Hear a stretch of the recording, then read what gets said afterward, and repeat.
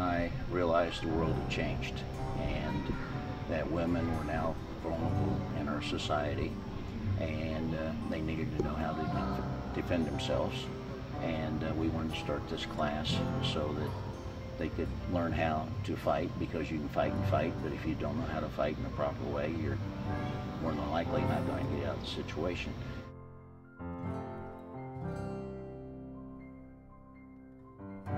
Ali was a freshman at Kansas State University, and she came home for the summer, got a summer job like most kids do during the summer, and she went to work at a neighborhood swimming pool. And she was alone one afternoon, and a predator, stalker, approached her, made demands of her, of which she turned away, and he didn't care for that very much, and a scuffle ensued, and Ali unfortunately was murdered during that time.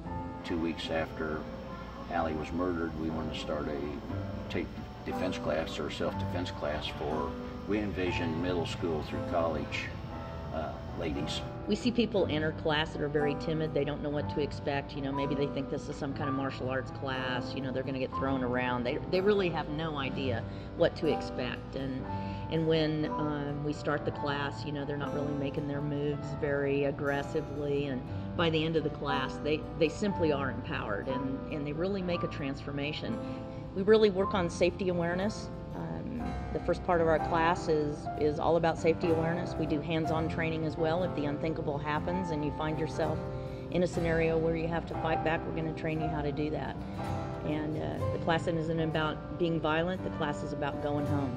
And we didn't know how to do it, but we're surrounded by wonderful people, and they knew what we wanted to do, and it all came together, and we started putting the idea together and how it worked. And I met Jill and Bob Leiker, and we put this class together. Everyone shows up, everybody takes a seat. The first 30 to 40 minutes is really a lecture format.